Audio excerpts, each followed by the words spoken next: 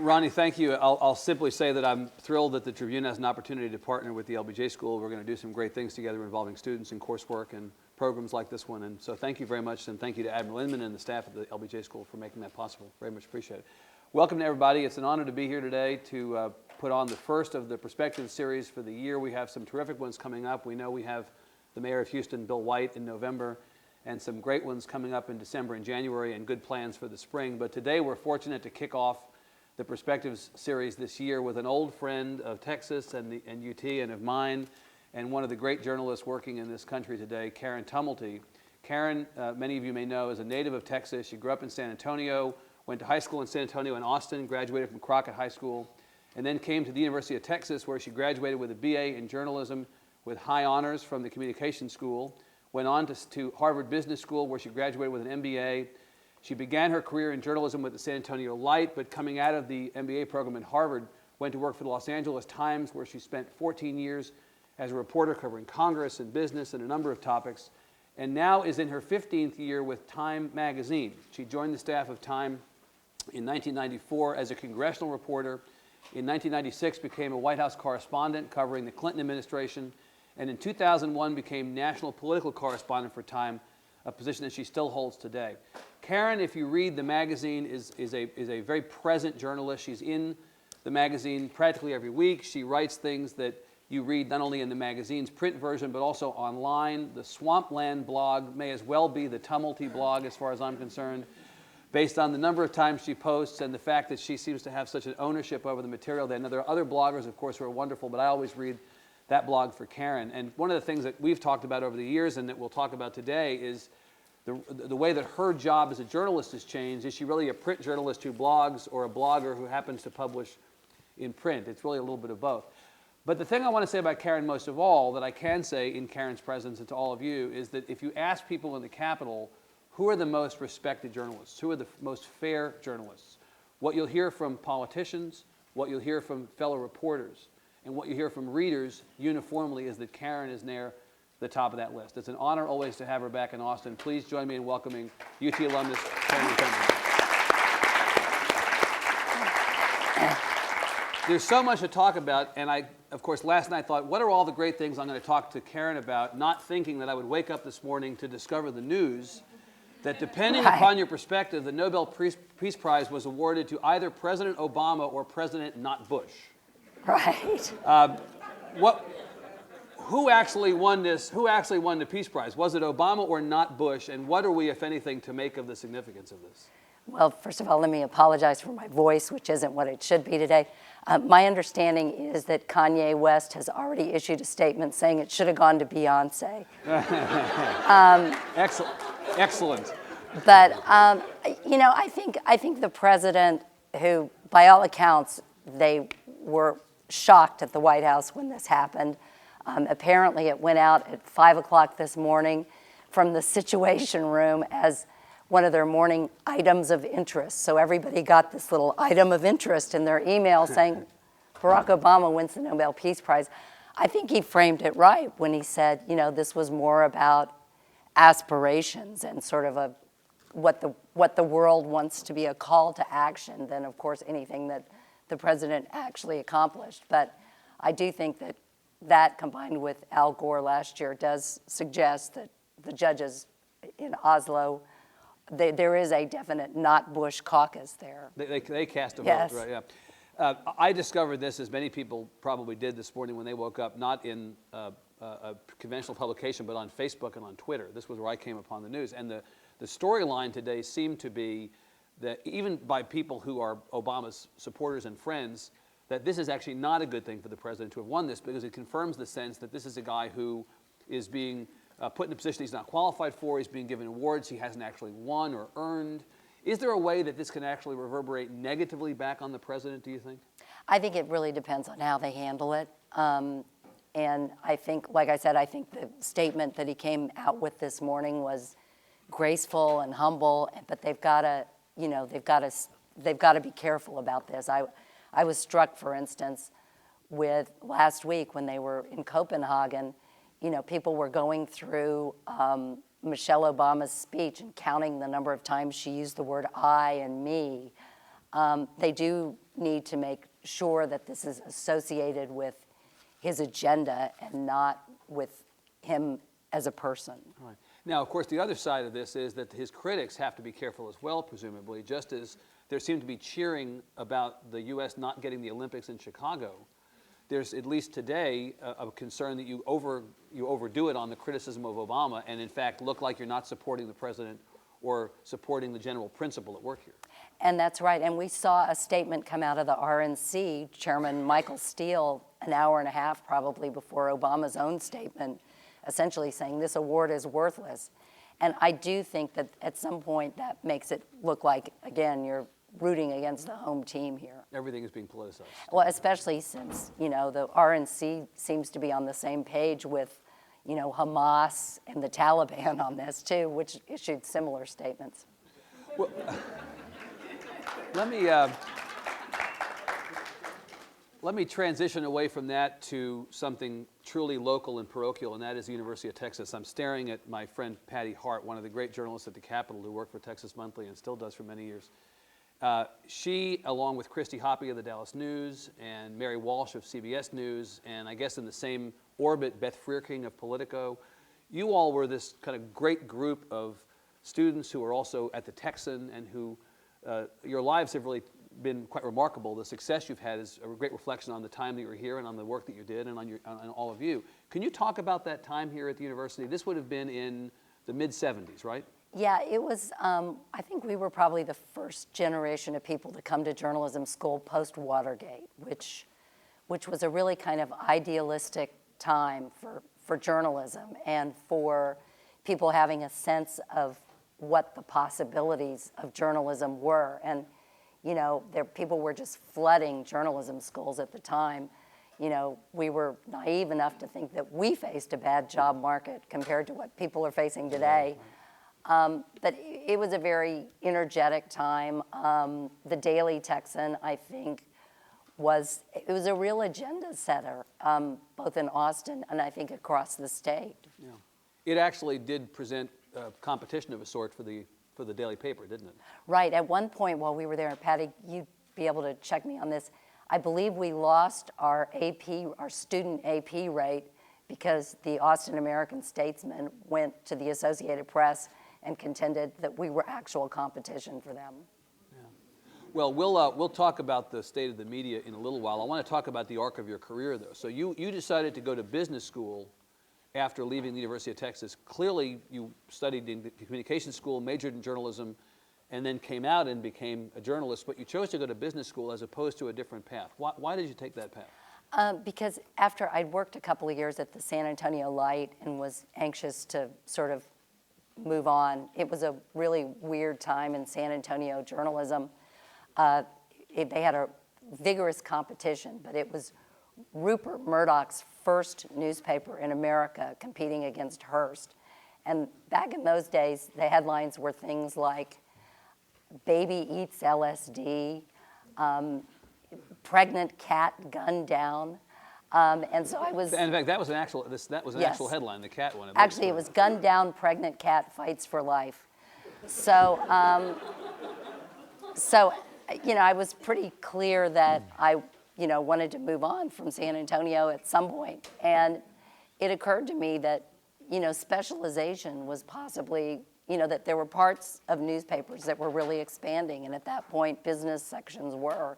Plus, I really think that understanding economics is just something that helps you no matter what aspect of journalism you go into. And coming out of business school, you indeed went to the Los Angeles Times, where you covered business along with politics. At some point, though, clearly the transition in your own mind or in their mind was made, so you went from being somebody who covered business to being somebody who really covered politics mostly. Was that your choice or somebody else's? They offered me a transfer to Washington to cover the California delegation after I'd been at the paper a couple of years, and I jumped at it. Yeah. But it's really interesting, though, because, like I said, ever since then, there really is no story that is not fundamentally about economics. You look at healthcare right now, and it's, the whole policy is being driven by the numbers. Right. Well, in fact, the conversation you and I had on the phone a couple days ago, as we were waiting for the CBO numbers to come out, was what would the CBO scoring of the Baucus bill be, and how would that impact the progress of healthcare reform, and really only two people who care about that stuff in the weeds would get so excited about the CBO and scoring. And I guess there is probably something to that, that if you care about business, there's business in politics. And probably a lot of non-practicing lawyers who've become journalists would say a version of the same thing. If you care about the law, there's a legal aspect to a lot of this stuff as well. Did you like politics as an avocation, if not as a focus before when you got into it? Was it something you enjoyed covering? I did. I mean, I always have. My grandfather in San Antonio was in local politics. He was a county commissioner and ultimately county judge for a number of years. So I had always sort of, politics had sort of been the backdrop of my family growing up. But I just love it. I mean, there's just sort of nothing that isn't open to you as a political reporter. I mean, you get to go all over the country and meet all kinds of interesting people. And the kinds of people who run for office, I think, are just fascinating. Fascinating in what way? Some people would say that the kind of people who run for office have enormous egos that can never be fully satisfied. Well, that too. Yeah. You meant the positive part of it. Right. Yeah. Well, that isn't the positive part. Just to see men and women who will just sort of put themselves out there day in and day out like that.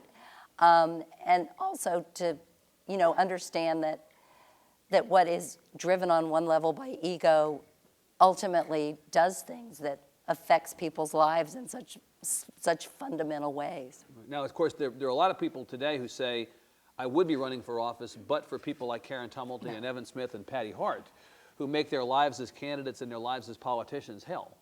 And they think that somehow the scrutiny of their work in office is a deterrent to their deciding to serve the public. What do you think about that? Well, I've been watching the whole Charlie Rangel saga unfold. I mean, the Rangel, for the benefit Charlie of the audience, Rangel, New York congressman. Chairman of the Ways and Means Committee, and, which is the House committee that writes the tax law, and it turns out he wasn't paying his taxes. Small problem.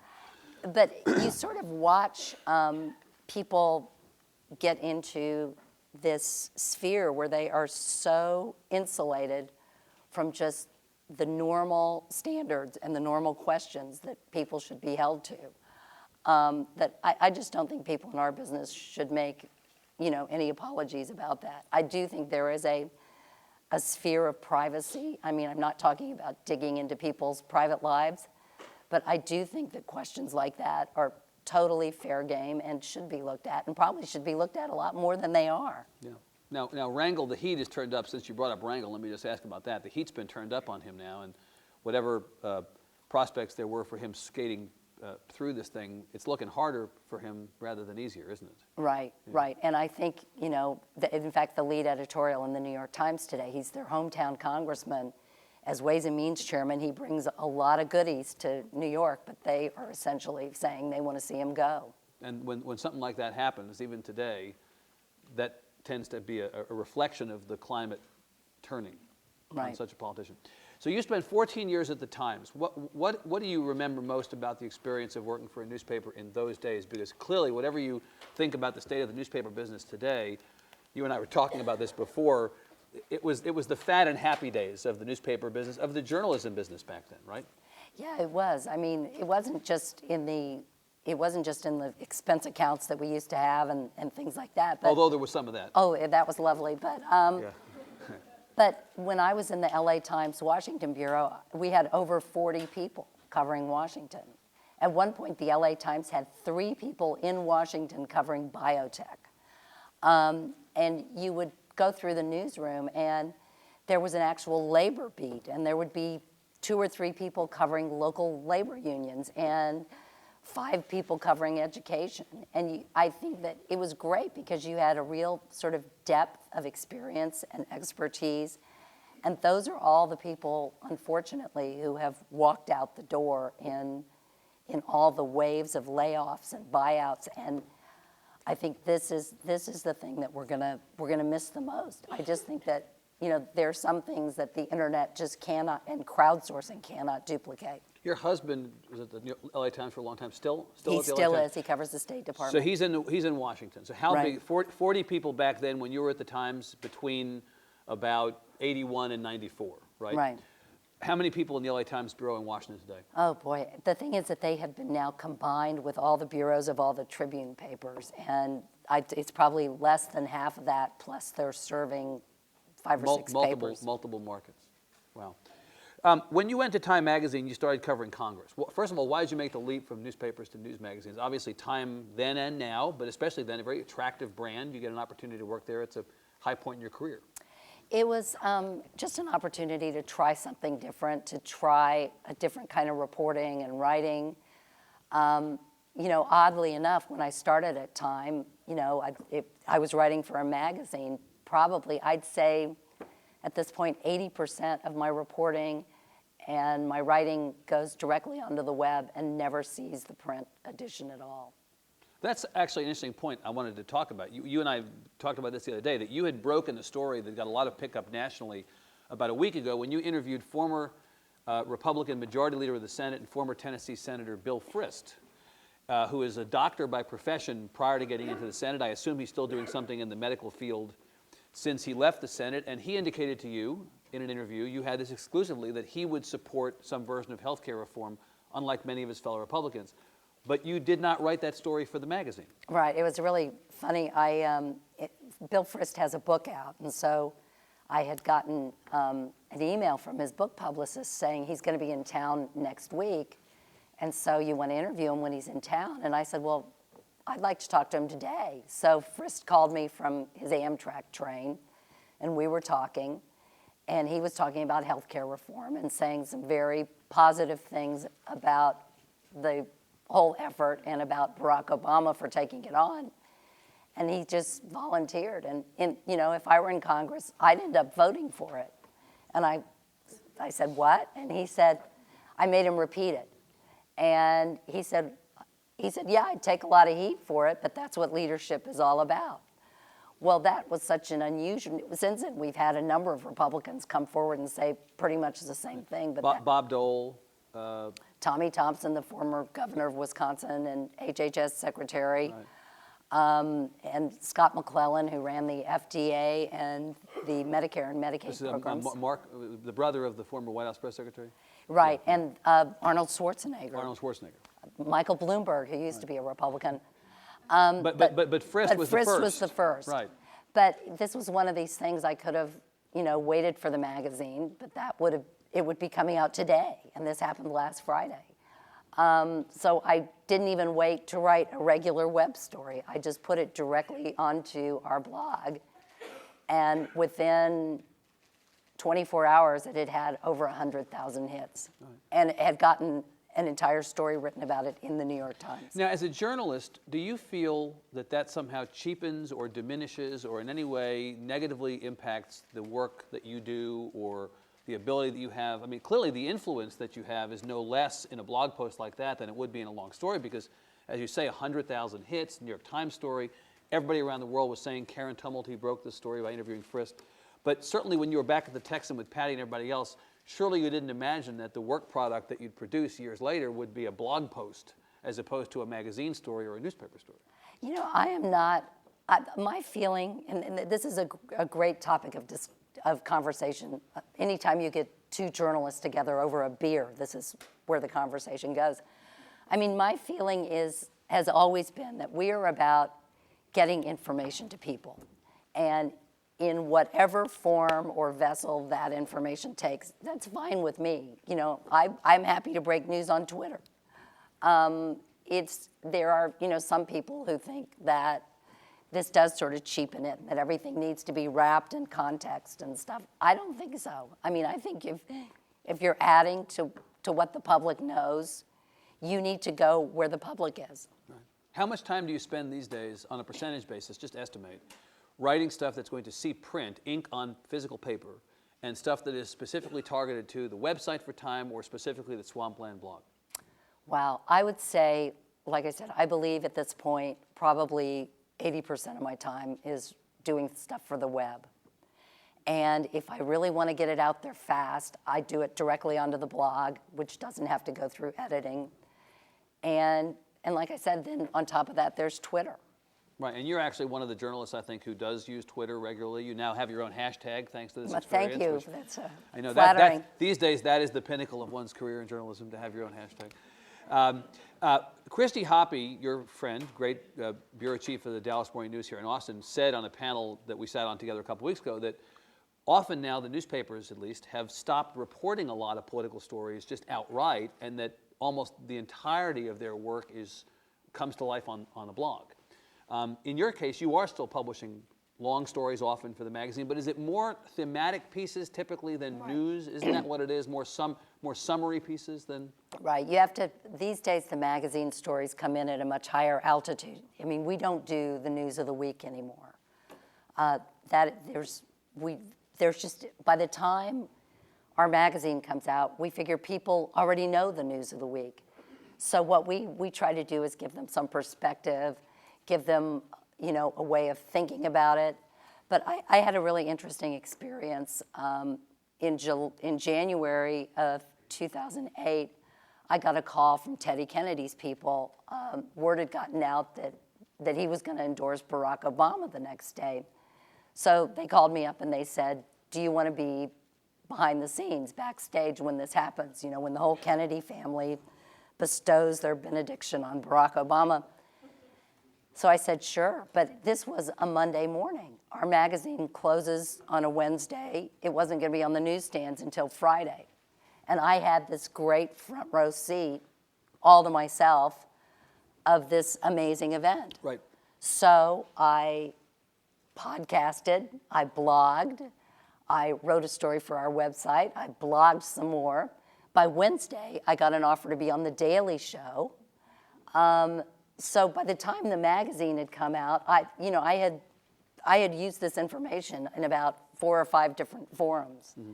And, it ultimately comes out as a 2-page story in Time magazine. But by then, it was, in the old days, that would have been the only way I could have used it.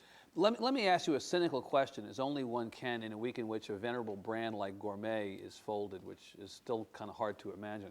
What good is the print version of Time magazine in the world that you've described? In other words, you can do all these other things. You can blog and you can podcast and you can post stuff. If you're the people who run Time Inc., why not just say, we're going to kill the print version of Time, since from a weekly standpoint, I know you don't want that, right, and I don't want that, but why not just get rid of the print version of Time entirely and just gravitate the entire operation to the web, since the immediacy of the reporting you're doing is clearly made possible by the online piece, and it's almost impeded by the print product? Well, there's, if I can just tell one story, when I first came to Time, the very first week, it was 3 weeks before the Republicans took over Congress in 1994, and Newt Gingrich was flying around the country, and he wasn't allowing any reporters with him. And so I asked for an interview. He wouldn't give me one. And then I told him there was a Time magazine cover possibly in the works. And the next thing I know, I have one of the 6 seats on his little airplane. And I said, Congressman, I said, this is great, but I said, what made you change your mind? And Newt Gingrich was able to tell me off the top of his head how many Time magazine covers Richard Nixon had been on. And I still think... For him, this was a positive. It was a positive. Well, he did. Yes, I think he didn't like his first cover a few weeks later, which was the Gingrich Who Stole Christmas. But it's a good line, though. Actually. But I still think there is news magazines in particular have a way of setting the agenda that I just don't think you can do in the web product. It still matters a whole lot if something is going to be on the cover of Time magazine. And is it still true? I mean, you and I were laughing about another news weekly, not Time, whose most notable and most recent cover was, "Is Your Baby Racist?" I mean, when that's staring at you on the newsstand, I'm sorry, I have to ask myself if the news magazine has jumped the shark institutionally. Well, and there are the clunker covers, but I still think,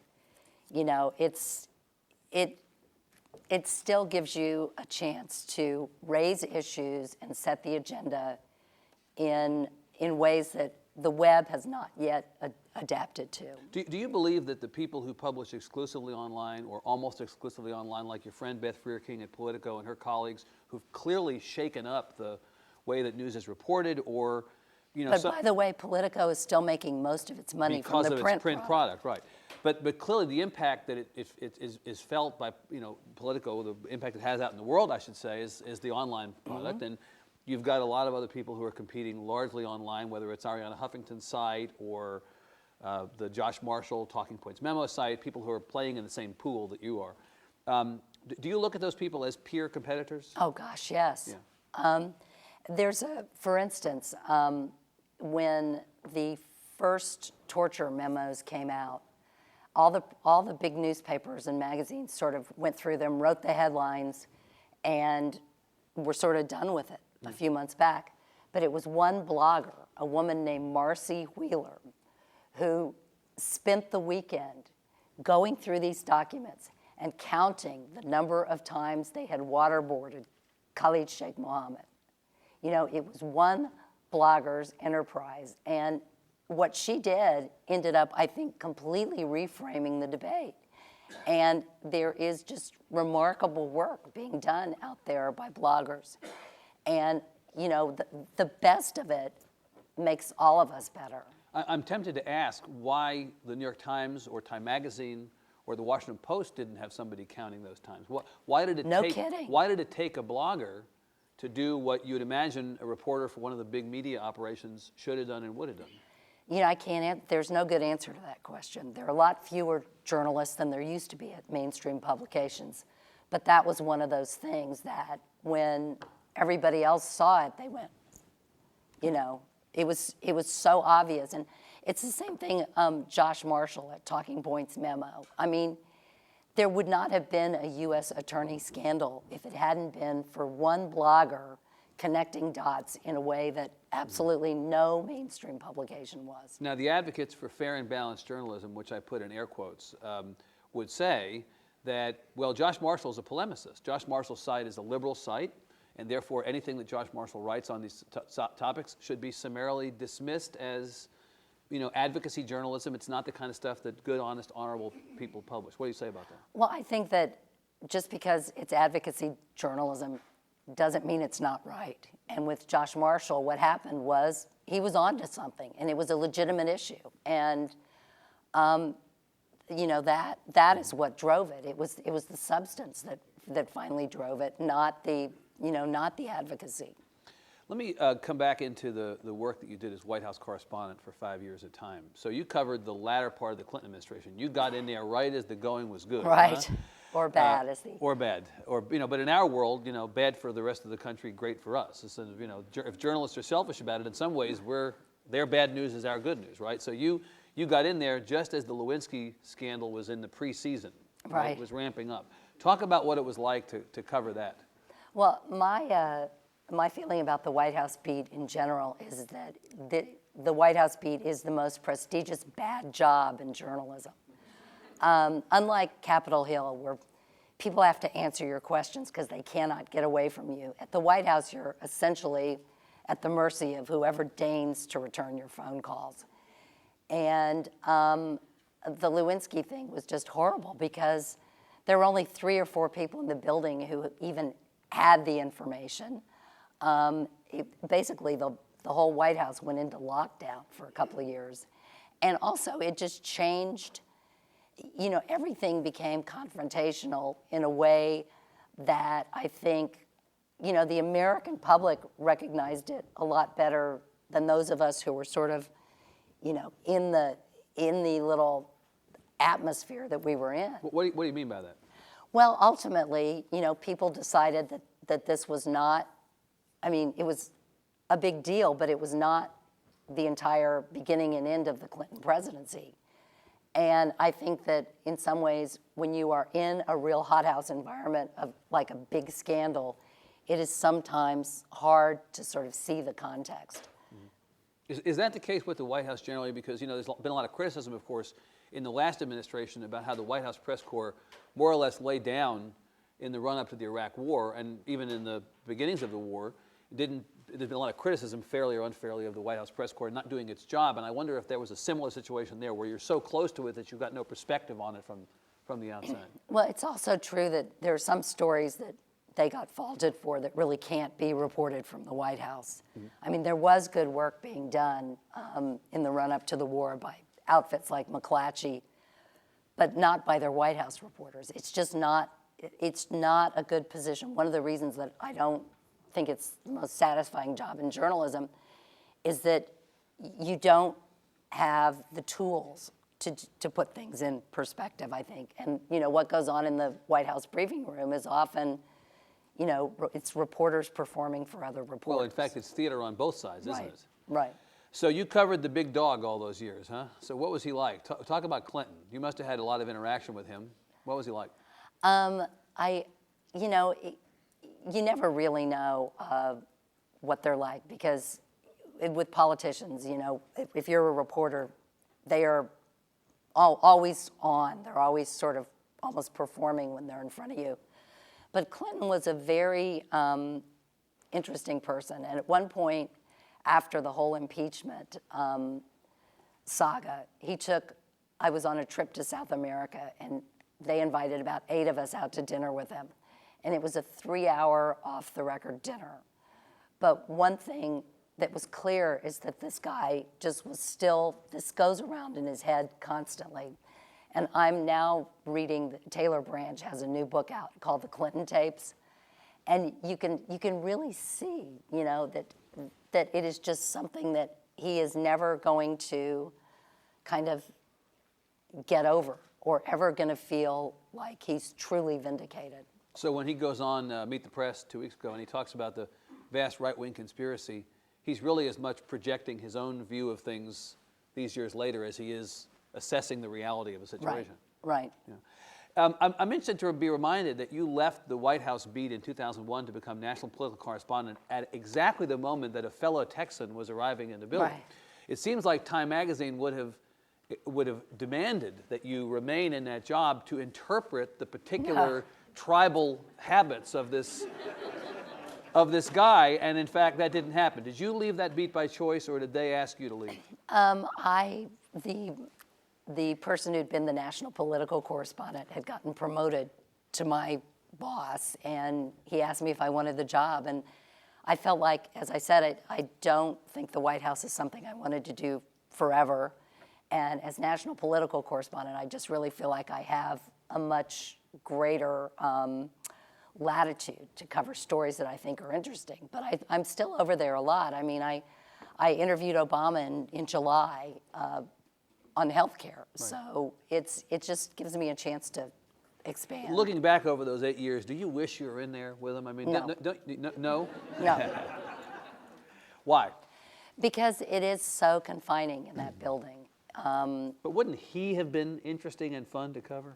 But I still, you know, was able to sort of, without doing the beat, I was certainly able to cover Got all the George benefits, Bush, but none of the thing. All right, so assess either from your perspective as a Texan or from your perspective as a human being. Assess those 8 years. What do you think about, what are we to make of it? I know that it's still pretty close, but as you look back. You know, first of all, the difference between the first Bush term and the second Bush term were really night and day. And I don't think we have yet to sort of unspool what happened and where the kind of break was between the sort of Bush-Cheney administration of the first term and the real George Bush, almost like the Bush-Rice administration of the second term.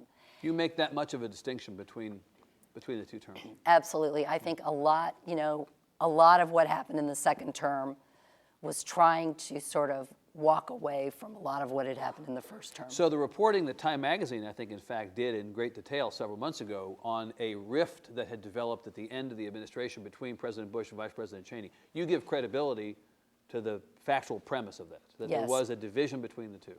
Right. Right. Do you think that the president now looks back and thinks to himself, I have regret over placing so much of the administration in the hands of the vice president? Oh, boy.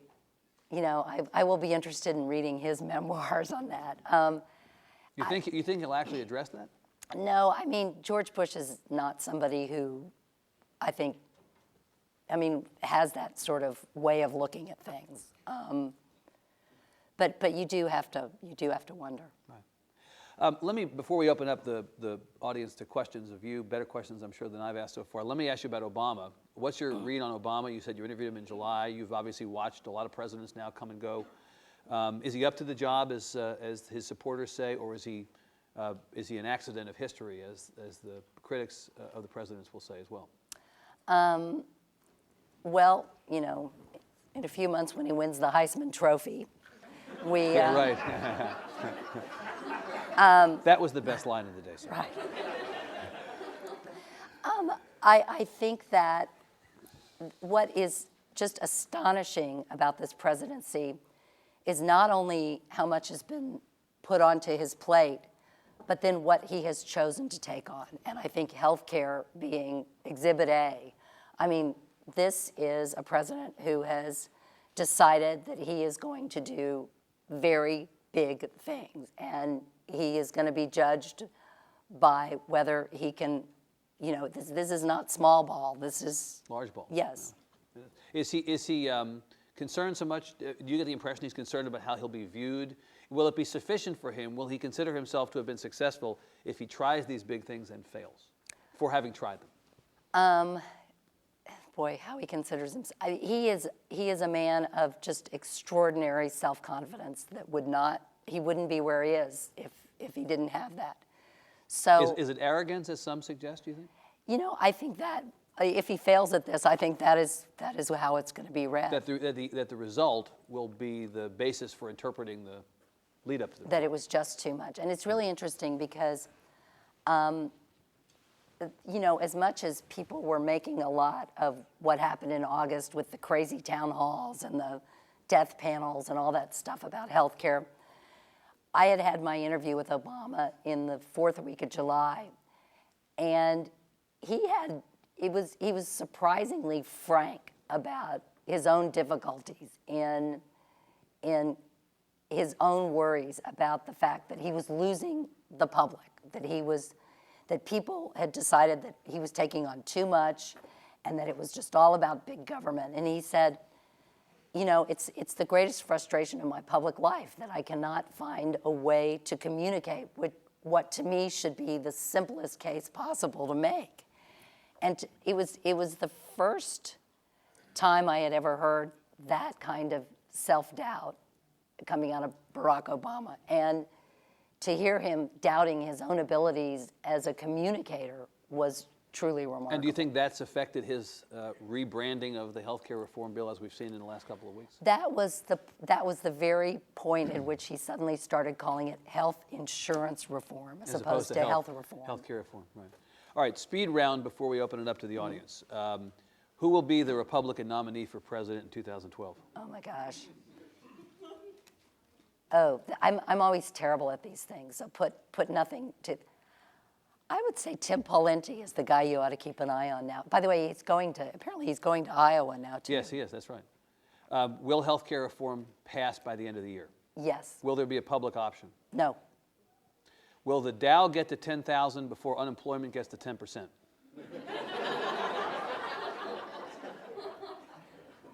Yes.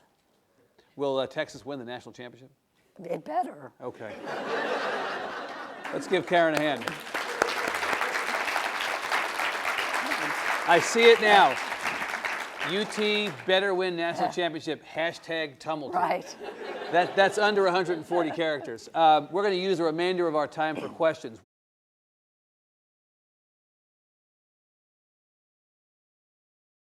Well, first of all, I think citizen journalism is great because it gives us, all of us eyes and ears where they weren't before. I mean, the protests on the Iranian elections, basically played out on Twitter.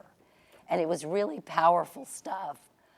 So, I really do feel that as threatened as my end of the business is, the traditional media model is, that we are in a period of creative destruction. And I'm just convinced there's a model out there that is going to rise up out of all of this. It's generous of you to describe it as creative destruction as opposed to destruction, because there are people in our business, and people in the for-profit media particularly, who say they see this as simply destructive with no creativity whatsoever. You don't take that position. No, no.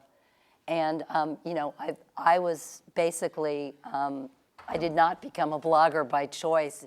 As they say in the Marines, I was voluntold to do it. But I was really surprised at how much, ultimately, I have come to enjoy it and to find it a very satisfying form of journalism. Other questions? Sir, right there.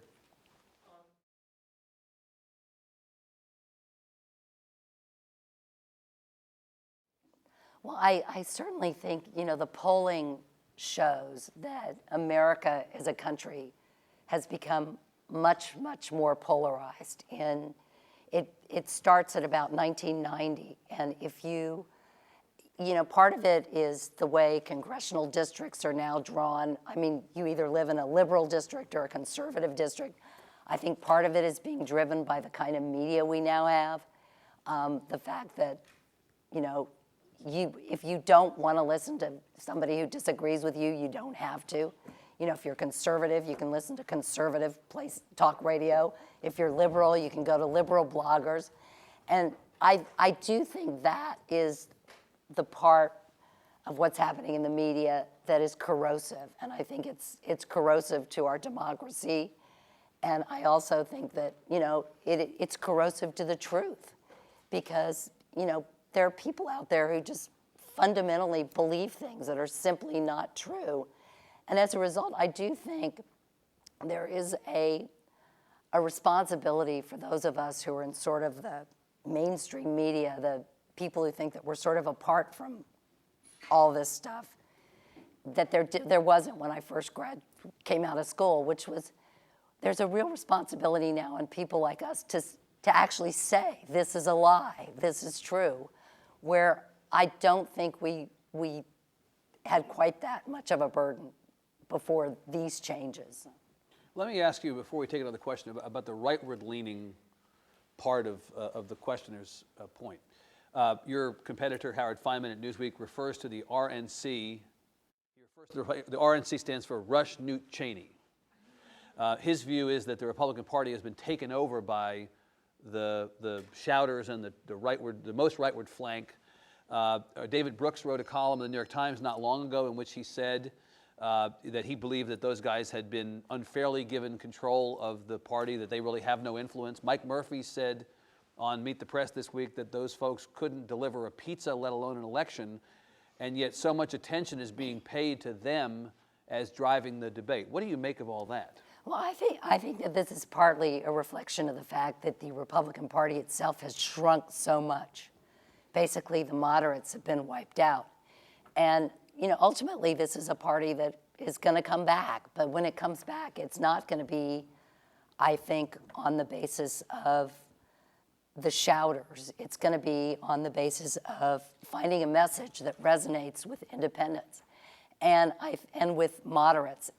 And, you know, the Democrats may be giving them the opportunity to do that, but it's not, I mean, Rush Limbaugh is not going to lead them out of the wilderness. Well, the theory is that the Democrats may be giving them the opportunity to come back, but they also may be giving them the opportunity to hang themselves.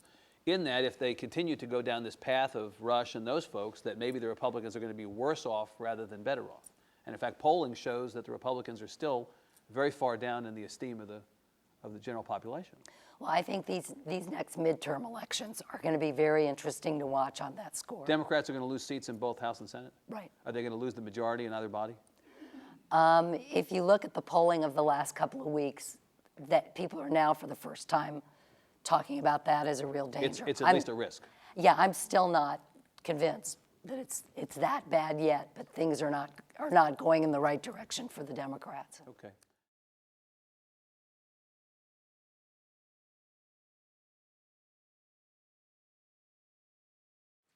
I think there just isn't as much of a big picture focus. I just think news has now become so atomized that, you know, again, part of it's ideological. If you're a conservative, you can just listen to people who agree with you. It's also, the web has given people the ability to just go and sort of pick what they're interested in, as opposed to you know, having what you have in a newspaper is just a great smorgasbord of things. And so it's going to be harder and harder to set sort of a national agenda, I think, as news becomes more atomized. Why is this not, though, in the way that retail has gone from general interest department stores to specialty stores, why is this not an opportunity for people to say, look, there's a marketplace out there, and if I want to focus on this vertical at the exclusion of general interest stuff, I can do that? Why is that a bad thing? Well, because I think, you know, I think for us to be well-rounded people and good citizens, you need to know a lot about a lot of stuff. Okay.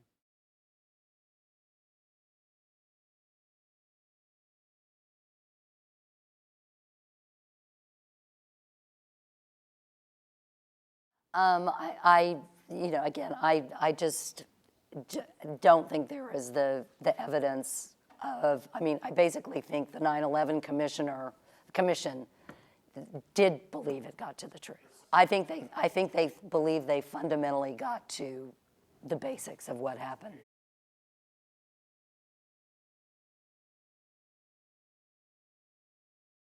I don't think, whatever the future is, it's not going to be, excuse me, profits on the scale that we've seen them in the past. I mean, you're hearing people talk about micropayments. Essentially, you could like download news the way you download iTunes at, you know, 99 cents a song or whatever it is. I don't think we've sorted that out yet. And I do think the traditional model where news is paid for by advertising, big national advertisers, is probably on its way out. Was there ever a conversation that you're aware of within Time Magazine or within Time Inc. or Time Warner about charging for the content online that you ask all of us to pay for in print? In other words, one theory here with Time Magazine is, why would I pay to subscribe to Time Magazine and get it once a week when I can get Time Magazine news added to its site every day as it happens and not pay for it? Right. I mean, this was a fundamental mistake that the suits in my business made. Although they originally tried to put Time Magazine and all of our magazines behind the firewall at AOL. Pathfinder was a Pathfinder site, right? Yeah, and it was just pathetic. Yeah. So, but of course, ironically, you know, whatever Rupert Murdoch is doing to pregnant dead cats, right. He actually did. You know, he now runs what is the only. He didn't start it this way, but he now runs what is the only successful paywall newspaper, Wall Street Journal. But it's the demographics of the Wall Street Journal that make that possible. Right. So do you think the newspapers like, you know, the Freedom Chain in Texas and in California, the Freedom Chain owns Odessa and 3 papers in the Valley, they're experimenting with a limited paywall. I believe it's for people who are not subscribers to the paper, you've got to pay. Do you think that genie can be put back in the bottle, having gone this many years with free content online? I am skeptical. Are you? Okay. Other questions?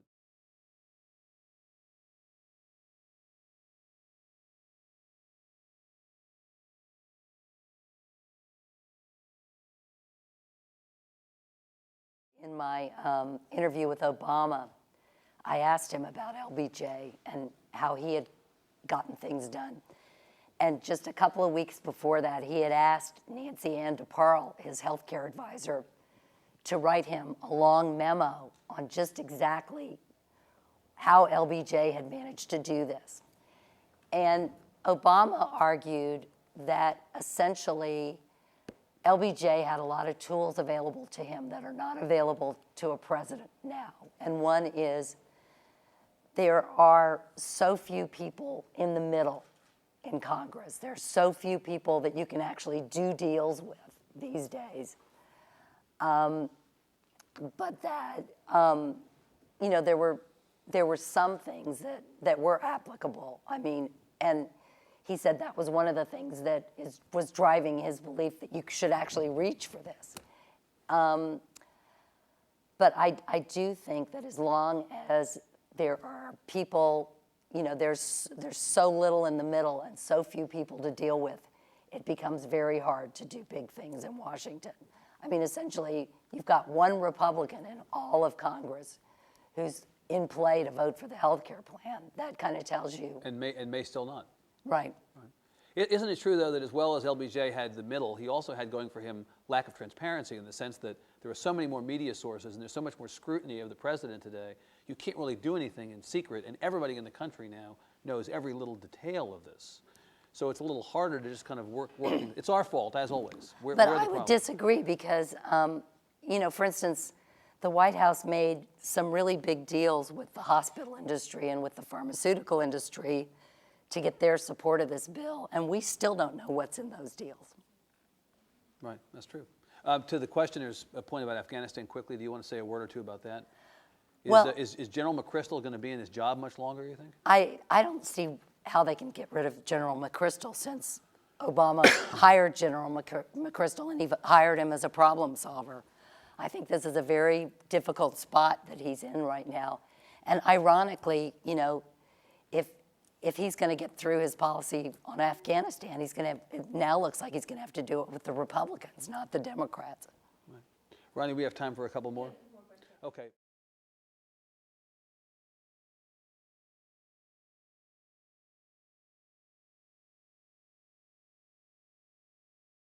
The question is, does the media need to get... When do you think media will actually... Should the media get more behind this? I don't see it happening. Okay. Other questions?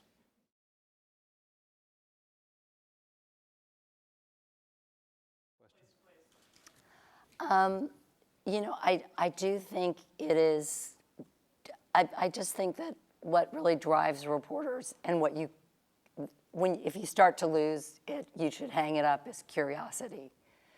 And, you know, the business has changed so much, but you've just, you know, you just can't ever assume that it's anything that is there is going to stay that way.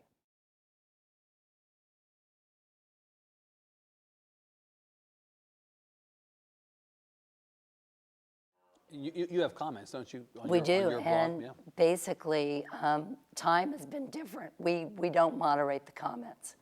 I mean, things will get taken down if they are, you know, racist or obscene or something like that. But But that is moderation.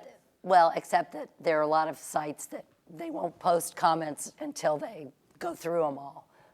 And I had real skepticism about this decision on the part of my bosses at the beginning, but I've come around to think that if you're going to be blogging, you sort of have to take the blogosphere on its own terms and assume that, you know, ultimately truth wins out. Well, that's a good place to end, isn't it? And a hopeful place to end. This has been a wonderful hour. Karen, thank you so much. Please give Karen Tumulty a hand. Thank you. That was great. I really enjoyed it. So, thank you. It was so terrific.